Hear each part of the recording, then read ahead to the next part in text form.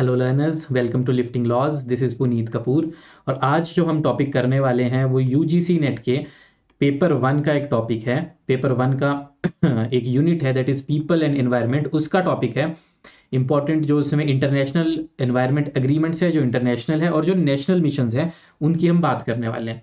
Chronologically भी हम चलेंगे कि कैसे कैसे कहाँ से शुरुआत हुई, और इंपॉर्टेंट पार्ट्स ही पढ़ेंगे जहाँ से क्वेश्चन बनते हैं या अभी तक बने हैं। तो चलो, विदाउट वेस्टिंग एनी टाइम शुरू करते हैं।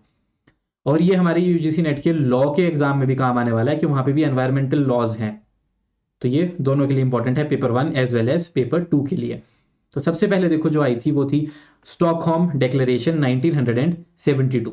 और इसको क्या बोलते हैं? और इसको बोलते हैं UN conference on human environment. तो दोनों नाम याद रखने हैं, स्टॉकहोम में हुई थी इसलिए स्टॉकहोम डिक्लेरेशन, और United Nation conference on human environment. अब देखो, laid down the foundation of global environment awareness and action. तो इसने फाउंडेशन रखी थी, ये फर्स्ट ऑफ इट्स काइंड थी, जिसने बात करी कि एनवायरनमेंट को हमें प्रोटेक्ट करने के लिए कुछ काम तो करने पड़ेंगे।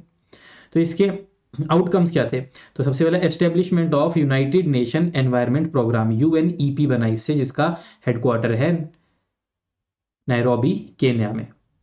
ठीक है। और इसका ही एक आउटकम था जिससे हमारा इंडिया का भी लॉ बना, एनवायरनमेंट प्रोटेक्शन एक्ट 1986 का। जो 1986 का एनवायरनमेंट प्रोटेक्शन एक्ट बना, ये भी उसका ही एक आउटकम है। तो सबसे पहली डिक्लेरेशन स्टॉकहोम में क्या हुआ था? It was the first step. First step किस डायरेक्शन की ओर? कि हमें एनवायरनमेंट को प्रोटेक्ट करना चाहिए, एनवायरनमेंट प्रोटेक्शन की तरफ पहला स्टेप था स्टॉकहोम डिक्लेरेशन। उसके बाद आता है मॉन्ट्रियल प्रोटोकॉल। 1972 के बाद आता है 1987 का मॉन्ट्रियल प्रोटोकॉल। तो इसमें क्या था देखो, इसका जो ऑब्जेक्टिव है, ऑब्जेक्टिव इसका क्या था? Phasing out production of substances responsible for ozone layer depletion. तो जो भी सब्सटेंसेस है नेचर में, जैसे हमारी अर्थ है, उसके ऊपर एक ओजोन लेयर है जो हार्मफुल रेडिएशन से बचाती है अर्थ को, वो डिप्लीट हो रही है। तो हमें क्या करना है? ऐसे सब्सटेंस जो उसकी डिप्लीशन को स्पीड अप कर रहे हैं, उन सब्सटेंस को फेज आउट करना है। तो ये था मॉन्ट्रियल प्रोटोकॉल का जो ऑब्जेक्टिव था। तो याद रखना, ये फर्स्ट ऑफ इट्स काइंड थी स्टॉकहोम। मॉन्ट्रियल किससे बात करती थी? ओजोन लेयर डिप्लीशन से। ठीक है। तो इट वाज एग्रीड ऑन 16 सितंबर 1987, और 2 साल के बाद एनफोर्स हुई 1989 में। ये डेट्स भी याद रखनी है। अब ओडीएस क्या होते हैं? हमारे ओजोन डिप्लीटिंग सब्सटेंसेस। ये क्या क्या होते हैं? देखो, ये होते हैं सीएफसी क्लोरोफ्लोरोकार्बन, एचसीएफसीज हाइड्रोक्लोरोफ्लोरोकार्बन, एचएफसीज halons methyl bromide, carbon tetrachloride, और मिथाइल क्लोरोफॉर्म। तो देखो यहाँ पर ज्यादातर क्या दिख रहा है हमें? ब्रोमाइड या क्लोराइड्स, मतलब ब्रोमियम या क्लोरीन। तो जहां भी देखो, क्लोरीन इसमें भी है, क्लोरीन इसमें भी है, ब्रोमाइड इसमें है, यहाँ पे देखो सब में फिर क्लोरीन है, C F C, H F C, H C F Cs में। तो ब्रोमाइड और क्लोराइन जहाँ भी दिखे आपने देख लेना है, वो है ओडीएस, ओजोन डिप्लीटिंग सब्सटेंसेस। अब इनके सोर्सेज क्या होते हैं, कहाँ कहाँ से आते हैं? ये देखो, एक तो हमारे रेफ्रिजरेटर्स से आते हैं, जो भी कूलिंग वाली चीज़ होती है, जैसे AC, refrigerators. Second, industrial solvent से आते हैं, एरोसॉल स्प्रेज से आते हैं, फोम ब्लोइंग एजेंट से आते हैं, और ड्राई क्लीनिंग वाले क्लीनिंग एजेंट से भी आते हैं। तो ये है सोर्सेज ऑफ ओडीएस जो प्रोड्यूस करते हैं ये सारे जो हमने ऊपर पढ़े, C F C, H C F Cs, halons, methyl bromide, carbon tetrachloride, methyl chloroform. अब एम क्या था हमारा मॉन्ट्रियल प्रोटोकॉल का? एक तो यही था ना, ओजोन लेयर डिप्लीटिंग सब्सटेंस को फेज आउट करना है। लेकिन कैसे करना है? तो उसने क्या कहा था कि limit and eliminate CFC by replacing HFC से। जो सीएफसी है उसको रिप्लेस हमने कर देना है किससे? एच एफ सी, हाइड्रोफ्लोरोकार्बन से क्लोरोफ्लोरोकार्बन को हमें रिप्लेस कर देना है, ताकि क्लोरीन यहां से हट जाए।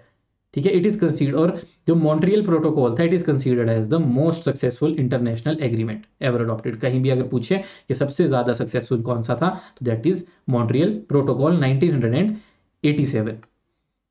अब वो देखो सीएफसी और एचएफसी के बीच डिफरेंस। जो सीएफसी है ना, क्लोरोफ्लोरोकार्बन, वो ओजोन डिप्लीटिंग भी है और ग्रीन हाउस भी है।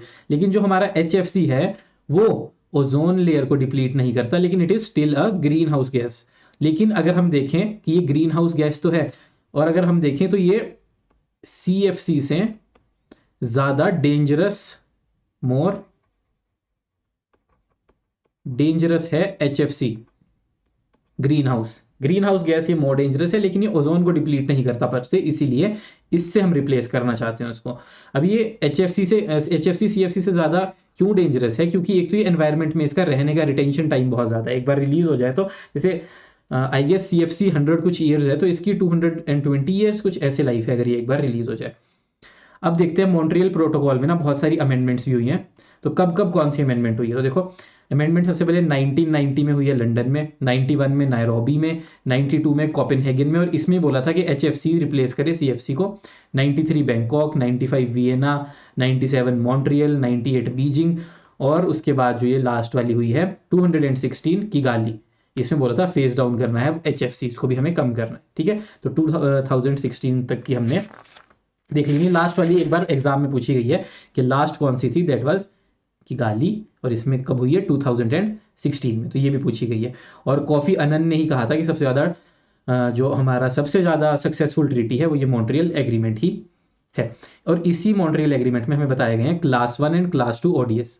क्लास 1 होते हैं जो मोस्ट हार्मफुल होते हैं, जैसे CFC, halons, carbon tetrachloride, methyl chloroform, methyl bromide. Class 2 होते हैं जो लेस, जो थोड़े कम हार्मफुल होते हैं, तो उसमें HCFC। अब आप कहेंगे इसमें HCFC है, HFC तो नहीं है, क्यों? क्योंकि देखो जो हमारा CFC है ना वो डायरेक्ट HFC नहीं बनता है, CFC पहले बनता है HCFC, तो ये ज़्यादा हार्मफुल है, ये लेस हार्मफुल है, और HCFC को रिएक्ट करा के फिर हम आगे बनाते हैं HFCs, हाइड्रोफ्लोरोकार्बन, ठीक है। अब इसमें दो टर्म्स और याद रखनी है मॉन्ट्रियल एग्रीमेंट में, क्या? Article 5 countries and non article 5 countries. तो जो आर्टिकल 5 कंट्रीज हैं, दे आर, आर्टिकल 5 कंट्रीज जो हैं they are developing nations, article 5 में जो बताई गई हैं दे आर डेवलपिंग नेशंस। और non article 5 countries, non article 5 countries जो हैं दे आर डेवलप्ड नेशंस, ठीक है। तो इतना ही है हमारा मॉन्ट्रियल। नेक्स्ट देखते हैं रियो एंड रियो प्लस सबमिट, ये आया 1992। तो देखो Stockholm, Montreal, and now Rio and Rio plus submit 1992। Rio submit को कैसे याद रखना है, इसको एक तो अर्थ सबमिट्स के नाम याद रखने हैं, अर्थ सबमिट भी बोलते हैं, और इसको कहते हैं United Nation conference on earth and development, UNCED, UNCED, United Nation conference on environment and development, United Nation conference of environment and development, UNCED। ये कहाँ हुई थी? रियो डे जेनेरियो में हुई थी, इसलिए इसको रियो सबमिट भी बोलते हैं। इसकी थीम भी याद रखनी क्या है? Sustainable development. तो देखो स्टॉकहोम पहली थी, मॉन्ट्रियल हमारे ओजोन लेयर डिप्लीशन को बचाने के लिए, और रियो सबमिट था सस्टेनेबल डेवलपमेंट के लिए। उसमें 21 याद रखना है एजेंडाज थे, और 27 प्रिंसिपल्स भी दिए गए थे। इसके प्रिंसिपल्स आपने एक बार जरूर पढ़ लेने, जिसमें शायद इंपॉर्टेंट प्रिंसिपल नंबर 16 है, जिसमें बोला गया है कि पोल्यूटर पेज का प्रिंसिपल है, पोल्यूटर पेज। तो आपने ये प्रिंसिपल याद रखना, ये 16 पूछा गया है एक बार, पोल्यूटर पेज। फिर रियो सबमिट की अचीवमेंट्स क्या थी? यूनाइटेड नेशन, इससे देखो रियो सबमिट से क्या चीज़ें बाद में निकल के आई, जब ये रियो सबमिट हुआ तो उसमें डिसाइड हुआ कि ये चीज़ें आएंगी आगे। तो सबसे पहली थी United Nation framework convention on climate change, UNFCCC। Secondly convention on biological diversity, and last principle of forest development. तो ये तीन नाम अगर कहीं भी आए तो they are originated from Rio summit. अब जो रियो प्लस सबमिट है वो होता है हमारा 20 साल के बाद 2012 में। तो जो रियो सबमिट है वो हुआ 20 साल के बाद, और इसमें कौन सी कॉन्फ्रेंस आई? जैसे ऊपर थी ना UNCED, इसमें आई UNCSD, United Nation conference on sustainable development, ठीक है। तो इसका फोकस कहाँ पे था? ग्रीन इकॉनमी और पॉवर्टी की इरेडिकेशन में। तो ये याद रखना है हमने रियो प्लस सबमिट में। उसके बाद चलते हैं हम अपनी जो CBD देखी थी हमने, second CBD, convention on biological diversity. तो ये भी देखो रियो सबमिट में देखो अडॉप्ट हुई 92 में, एनफोर्स हुई 93 में, हेडक्वार्टर है इसका मॉन्ट्रियल कनाडा में। ऑब्जेक्टिव क्या थे? कंजर्वेशन ऑफ बायोलॉजिकल डाइवर्सिटी, जो हमारी बायोडाइवर्सिटी उसको कंजर्व करें, सस्टेनेबल यूज करें बायोडाइवर्सिटी में जो चीज़ें हैं उनका, fair and equitable sharing of benefits, जो बेनिफिट्स है उसका फेयर और इक्विटेबल शेयरिंग हो, ठीक है। अब इसमें होती थी COPs, कॉन्फ्रेंस ऑफ पार्टीज। तो इसकी फ्रीक्वेंसी क्या थी? हर 2 साल में होती थी, और पहली जो COP हुई 1994 में नसाउ बहामास में हुई। अब कुछ इंपॉर्टेंट जो है वो भी याद कर लेते हैं जो पूछी गई हैं। तो COP 5 कार्टेगेना में हुई, कोलंबिया में, ठीक है। उसके बाद COP 10 2010 में हुई, नगोया जापान में, और COP15 मॉन्ट्रियल कनाडा। ठीक है, कौन कौन सी याद रखनी है? देखो, एक तो फर्स्ट थी 1994 नसाओ NASSAU बहामास में। उसके बाद 2000 में हुई, वो थी COP नंबर 5, ये थी नंबर 1, ये थी नंबर 5 जो 2000 में हुई, ये हुई जापान में, नगोया जापान में। फिर आई नंबर 10, ओ सॉरी, ये हुई थी 2000 वाली हुई थी कार्टेगेना कोलंबिया में। फिर जो हमारी 2010 वाली जो नंबर की थी वो हुई थी जापान में, नगोया जापान में। और जो हमारी COP15 थी वो हुई थी मॉन्ट्रियल कनाडा में, और यहीं पे हेडक्वार्टर्स भी हैं CBD के। ठीक है, तो ये इसकी कॉन्फ्रेंसेज है, हर 2 साल में होती है। कुछ कुछ इंपॉर्टेंट है वो याद रखनी है। और इनके टारगेट्स क्या थे? देखो, जो हमारी COP5 थी उसका टारगेट था रेगुलेशन ऑफ GMOs, और जो COP10 थी जो जापान में हुई थी उसका था इसमें बेनिफिट शेयरिंग की बात की गई थी, तो इसमें बेनिफिट शेयरिंग याद रखना है। और लास्टली जो ये हुई थी ना 2022 में, ये याद रखनी है 30/30 टारगेट था। इसका मतलब क्या है कि हमें 30%, 30/30 मतलब 30% ऑफ लैंड, और जो दूसरा 30 है वो 30% ऑफ ओशियन, इनको प्रोटेक्ट करना है, बचाना है। तो 30/30 का टारगेट आया था इसमें। फिर चलते हैं हम अपने नेक्स्ट कॉन्फ्रेंस की तरफ, तो कन्वेंशन की तरफ। तो वो है 7वें नंबर पे, United Nation framework convention on climate change, जो हमने अभी देखा था UNFCCC। ठीक है, UNFCCC, देखो ये भी रियो सबमिट से निकला था, UNFCCC। CBD हमने देख लिया, अब हम देखेंगे UNFCCC। देखो ये अडॉप्ट हुआ था 92 रियो में, जैसे हमने अभी देखा। एनफोर्स हुआ था 2 साल बाद, मार्च 21 1994 में। ऑब्जेक्टिव क्या थे? स्टेबलाइज करे ग्रीन हाउस गैसेस की कंसंट्रेशन को और प्रिवेंट करे डेंजरस क्लाइमेट चेंज। तो ग्रीन हाउस गैसेस और क्लाइमेट चेंज दोनों इंटरलिंक किए क्योंकि एक दूसरे के साथ। अब इसमें जो 2 चीज़ें इंपॉर्टेंट है वो है, एक तो क्योटो प्रोटोकॉल और एक पेरिस एग्रीमेंट। तो पहले आता है देखो क्योटो प्रोटोकॉल 1997, तो ये भी लिंक है UNFCCC से। एम था इसका reducing green house gas emission, तो इसने बोला ग्रीन हाउस गैस एमिशन को हमें कम करना है। अडॉप्ट किया था 97 में, एनफोर्स हुआ था काफ़ी साल बाद 2005 में। अब देखो ग्रीन हाउस गैसेस कौन सी होती है, तो ये भी याद रखना है हमें, CO2 carbon dioxide, CH4 methane, N2O, HFCs जो हमने पीछे भी पढ़ा, PFCs और SF6, ये होती है हमारी ग्रीन हाउस गैसेस। तो ये गैसेस के नाम आपको याद रखने हैं। और टारगेट क्या सेट किया गया इसमें कि रिड्यूस करेंगे हम greenhouse gas emission 5.2% below 1990 के लेवल। तो जो 1990 का लेवल था उससे 5.2% हम उसे कम कर देंगे, क्योंकि इंडस्ट्रियल रेवोल्यूशन आई थी उससे बहुत ज़्यादा हो गया था। कमिटमेंट पीरियड्स क्या क्या है इसमें? 2 कमिटमेंट पीरियड्स है। पहला फेज था 2008 से 2012, और दूसरा था 2013 से 2020 तक। साथ में ही दूसरी चीज़ है हमारे पास पेरिस एग्रीमेंट। देखो 2 चीज़ें आई थी हमारी UNFCCC से, एक हमने देख लिया क्योटो प्रोटोकॉल, अब है पेरिस एग्रीमेंट 2015। तो ये भी क्लाइमेट चेंज से रिलेटेड है। ऊपर वाले में था ग्रीन हाउस एमिशन, अब इसमें आ गया क्लाइमेट चेंज। अडॉप्ट हुआ 12 दिसंबर 2015, और अगले साल इन्फोर्स हो गया 4 नवंबर 2016 में। गोल क्या थे?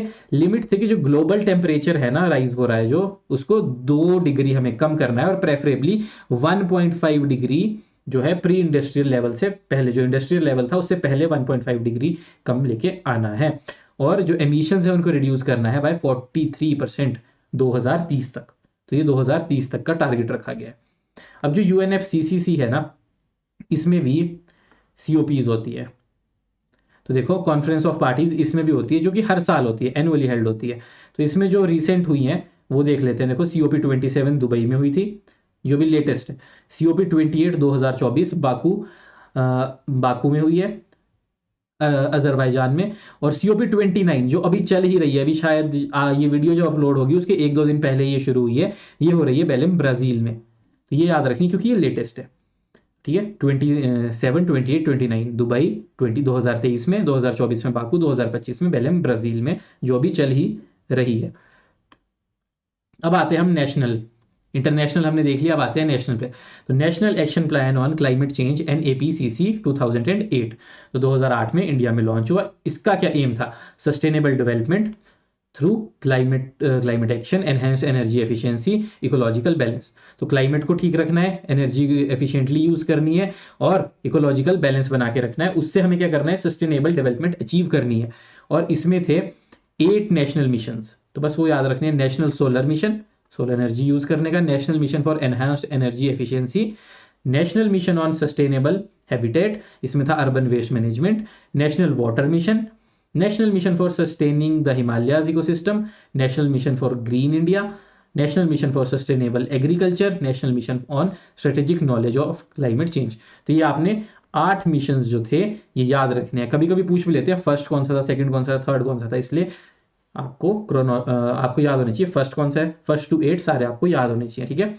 सोलर से रिलेटेड पहला देखो, सोलर एनर्जी सबसे बड़ा सोर्स क्या है एनर्जी का, सोलर, वही। दूसरा जो हम सबसे ज़्यादा यूज कर रहे हैं वो एनहांस एनर्जी एफिशिएंसी, एफिशिएंसी बढ़ाए। तो पहला याद रखना सोलर एनर्जी, दूसरा एफिशिएंटली यूज करें, तीसरा याद रखना सस्टेनेबल हैबिटेट। उसके बाद वाटर पे आ जाना, सन से आगे हम वाटर पे, वाटर मिशन। फिर वाटर से चले गए माउंटेन्स पे, हिमालय इकोसिस्टम।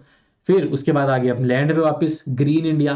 फिर एग्रीकल्चर, अब लैंड पे आए तो क्या होता है, ग्रीन के साथ लैंड पे क्या होगा, एग्रीकल्चर भी होगा, तो सस्टेनेबल एग्रीकल्चर। और लास्ट तो वही है कि नॉलेज वगैरह, इसमें तो रिसर्च वगैरह ही होती है। National mission on strategic knowledge of for climate change, तो इसमें रिसर्च वगैरह से रिलेटेड है। तो ऐसे याद रखना है, सोलर से शुरू हुए, वाटर पे आए, वाटर के बाद ग्रीन और मतलब वही माउंटेन्स पे गए, फिर लैंड पे आए मतलब ग्रीन इंडिया, लैंड पे एग्रीकल्चर, और एग्रीकल्चर के बाद क्लाइमेट की जो है स्ट्रेटेजिक नॉलेज, जिसमें रिसर्च वगैरह आएगी।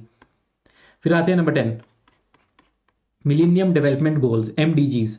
अब इनसे क्वेश्चन कम हो गए क्योंकि इसका टारगेट जो था ना वो 2000 से 2015 तक था, तो 2015 के बाद इससे क्वेश्चन आने कम हो गए हैं। लेकिन अगर गलती से आपको आ गया तो आपको याद होने चाहिए इसके भी गोल। तो इसके 8 गोल्स थे देखो।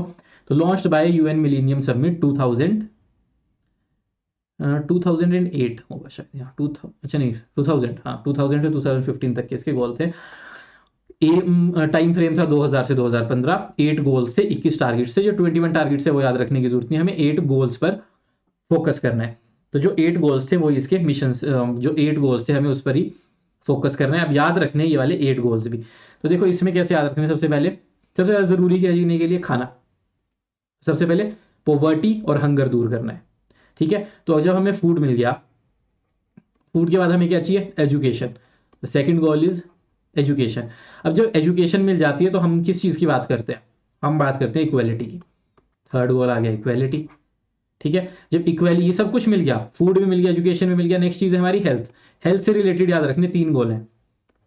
पहला चाइल्ड मोर्टेलिटी, जो बच्चे मर रहे हैं, चाइल्ड मोर्टेलिटी बढ़ानी है।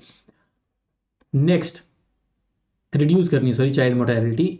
उसके बाद improve maternal health, maternal health, pregnant ladies. उसके बाद कॉम्बैट करना है HIV, एड्स या फिर मलेरिया जैसे डिजीज को। तो ये 3 हो गए, ठीक है। फूड हो गया, एजुकेशन हो गया, एजुकेशन से मिले इक्वालिटी, इक्वालिटी से मिले 3 हेल्थ के। हेल्थ के बाद हमें मिले, जब सब कुछ हमने कर लिया तो लास्ट में जो पर्सनल लेवल खत्म हो गया तो आता है सस्टेनेबिलिटी इन एनवायरनमेंट। सस्टेनेबिलिटी लानी है। और लास्ट ग्लोबल पार्टनरशिप। कैसे होगा ये सब कुछ, सारे वर्ल्ड मिलकर काम करें, ग्लोबल पार्टनरशिप। तो ऐसे याद हो गया ना, देखो पहला फूड और पॉवर्टी, दूसरा फूड के बाद एजुकेशन, एजुकेशन से मिली इक्वेलिटी, इक्वेलिटी के बाद ये सब मिल गया तो हमें चाहिए हेल्थ भी। तो हेल्थ से आगे हमारे 4, 5, 6, बच्चे की हेल्थ, माँ की हेल्थ, और HIV और मलेरिया से रिलेटेड, तो 6 हो गए। 7 आ गया सस्टेनेबिलिटी इन एनवायरनमेंट, और लास्ट हमारा आ गया ग्लोबल पार्टिसिपेशन, सब लोग मिलकर ही कर सकते हैं। तो ये 8 तो इजीली याद हो जाएंगे, और यहीं से क्वेश्चन बनेंगे कि फर्स्ट कौन सा, सेकंड कौन सा, इनमें से कौन सा है MDG का पार्ट, कौन सा नहीं है। तो ठीक है, ये 2015 तक था, तो ये अब नहीं आता ज़्यादा। अब लास्ट जो पार्ट हमारा अब आता है ये है SDGs, सस्टेनेबल डेवलपमेंट गोल्स, जो 2015 से 2030 है। अब यहाँ से भर भर के क्वेश्चन आ रहे हैं। तो देखो अडॉप्ट हुआ था 25 सितंबर 2015, इंप्लीमेंट हुआ था 1 जनवरी 2016। Part of UN agenda 2030, 17 goals हैं इसके, और 169 टारगेट्स है। ये 169 टारगेट्स अभी भूल जाते हैं क्योंकि क्वेश्चंस इतनी डीप से नहीं आते, आते ऊपर से ही SDG की जो ये लिस्ट है यहीं से आते हैं क्वेश्चंस। तो देखो इसमें कैसे याद रखना, पहले 2 तो वही है, अलग अलग करके लिख दिए। पॉवर्टी खत्म करनी है, हंगर खत्म करना है, ठीक है। पॉवर्टी और हंगर, गरीबी और भूख खत्म कर दी। उसके बाद पॉवर्टी हंगर के बाद हमने हेल्थ ले आए, ठीक है। तो फूड दे दिया, हेल्थ दे दी। हेल्थ देने के बाद अगला आ गया 4 नंबर पे एजुकेशन, पहले भी था। एजुकेशन से फिर 5th नंबर पे इक्वालिटी, अगेन सेम इक्वालिटी। अब ये सब मिल गया। उसके बाद क्लीन वाटर, ये देखो clean water and sanitation, affordable and clean energy. अब हमें देखो इक्वालिटी, पढ़ाई के साथ साथ इसमें ना हमें बहुत कुछ मिल गया। पढ़ाई के साथ हमें इक्वालिटी की बात भी समझ आने लगी। हमने बोला हमें साफ पानी भी चाहिए, हमने बोला हमें अफोर्डेबल एनर्जी भी चाहिए। उसके बाद डिसेंट वर्क भी चाहिए, पढ़ लिए तो वर्क भी चाहिए ना, economic decent work and economic growth. और industry, innovation, infrastructure, reduced inequalities, sustainable cities and communities, responsible consumption and production, climate action, life below water. अभी आए नए लाइफ बिलो वाटर, मतलब पानी के अंदर जो हमारे ऑर्गेनिज्म या फिर वेजिटेशन उगती है, फ्लोरा एंड फोना है, उसकी लाइफ भी इंप्रूव करनी है। लाइफ ऑन लैंड, लैंड पर भी जितने ऑर्गेनिज्म या फिर वेजिटेशन है वो भी इंप्रूव करनी है। और लास्ट के दो तो peace, justice and strong institution, peace justice वगैरह की स्ट्रॉन्ग इंस्टीट्यूशन बनाने हैं। और लास्टली तो वही है partnership for goals, global partnership की हमें ज़रूरत पड़ेगी। तो वही बातें हैं देखो, फूड, हेल्थ, एजुकेशन, इक्वालिटी, अच्छा पानी, अफोर्डेबल हमें एनर्जी, डिसेंट वर्क भी चाहिए। वर्क कैसे मिलेगा? इंडस्ट्री, इनोवेशन, इंफ्रास्ट्रक्चर से। इनइक्वालिटीज कम होनी चाहिए वर्क प्लेस पे भी, तो 10th आ जाएगा। 11th आ जाएगा सस्टेनेबल सिटीज बनाए, कम्युनिटीज बनाए, रिस्पॉन्सिबल कंजप्शन एंड प्रोडक्शन करे एक इंसान। फिर आ जाएगा climate action, life below water, life on land, peace, justice, और लास्ट पार्टनरशिप, सबकी, सारे नेशंस की पार्टनरशिप। अब लास्ट टॉपिक जो आज का हमारा है वो है इंटरनेशनल सोलर अलायंस।